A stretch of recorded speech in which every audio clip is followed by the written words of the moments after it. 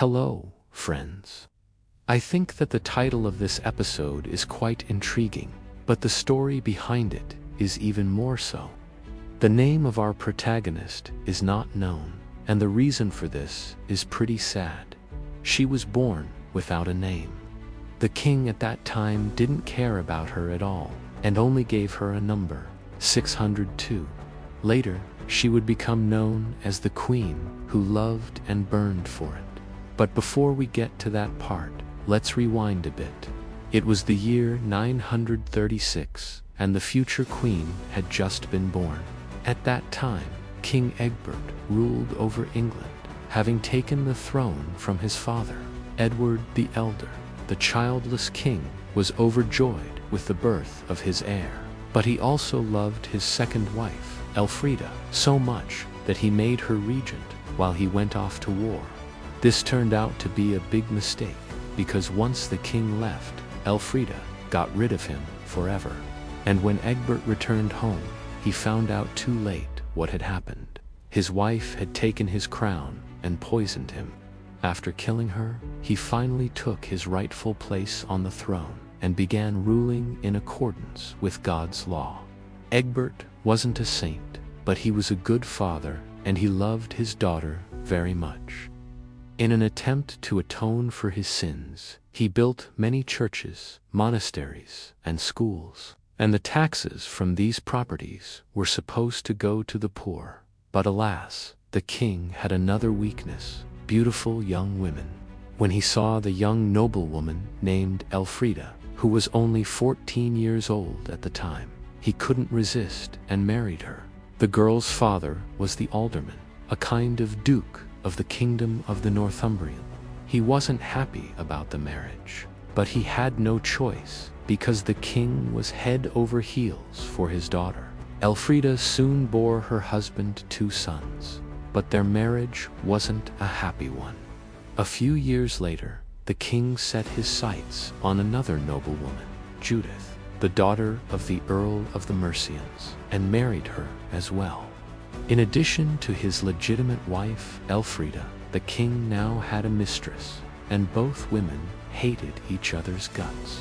They constantly fought, and the king tried to put up a brave front and pretend that everything was fine, but he was wrong.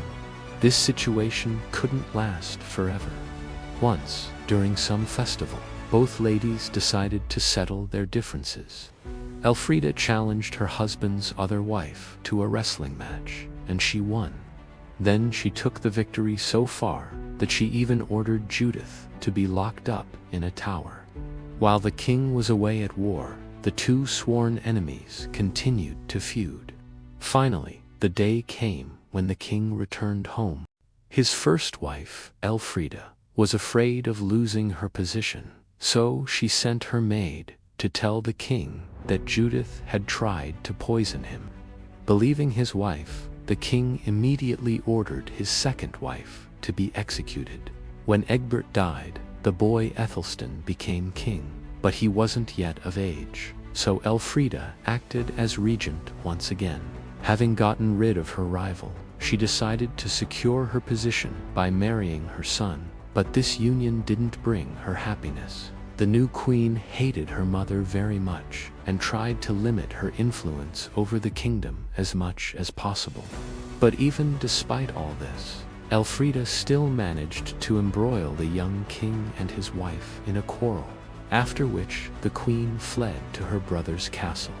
Upon learning of his wife's flight, King Ethelstan immediately rode after her, and upon meeting them, the couple reconciled. Soon, Elfrida gave birth to a son, and although the king wanted to take the child away from her, the queen's grandmother prevented it.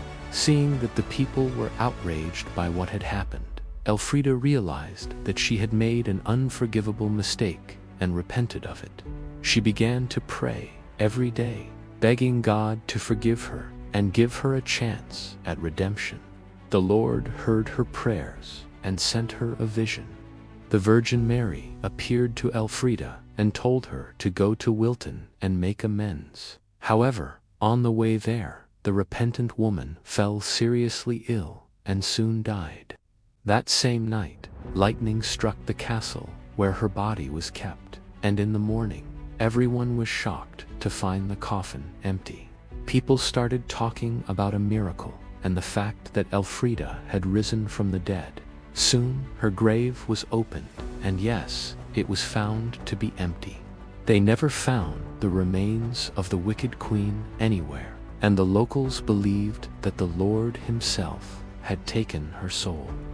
But this isn't where the story ends. No, because the king's sister was the one who profited from Elfrida's death. It was she who persuaded the young king to marry her instead of the deceased queen. But even though Ithelstan didn't love her, he agreed to the marriage because he thought he had no other choice. In reality, however, he was madly in love with Elfrida, but he didn't know that she had forgiven him for everything long ago and had gone to heaven. Their marriage was unhappy, and the widowed king soon became very depressed and sick. Seeing this, the king's counselor decided to take advantage of the situation and convinced the king to marry one of the women he had invited from France for the wedding. Although she was a foreigner, the king fell in love with her and married her the very next day. Of course, his family members weren't happy about this, but they had no choice but to accept the new queen. In total, King Ethelstan had 5 wives, but none of them brought him happiness. So he lived out his days alone, wandering around the country. He died in 987, and after him, his son became king. But he didn't live long either. Once he went hunting, but never returned. Some say he was killed by the servants of his uncle, who wanted to see their own kin on the throne. Others believe that the Lord simply took the righteous king to him because he couldn't stand seeing his people suffer under the yoke of tyrants. And who knows, maybe the soul of the nameless queen also found peace after a violent death. After all, what a sad story. Now let's move on to the second part of the video, which will be about the queen who loved and burned for it. The queen's name was Isabella, and she was the second wife of King Edward II of England. Her first marriage was to the son of King Louis IX of France, but this union never took place because the boy died. So Isabella married the English king and became the stepmother of his young son, the future Edward III. Isabella and Edward ruled together for 12 years, but their relationship was far from ideal. In fact, the king practically kicked his wife out of the palace, and she had to move into a separate apartment building, along with her son. But she wasn't alone there.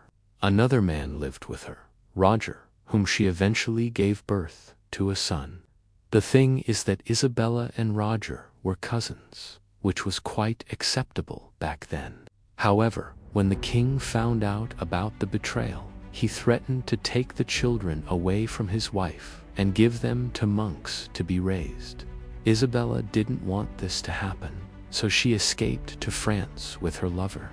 She also took with her a huge treasure that belonged to the English king. There she gave birth to another son, and then the French king offered her a deal.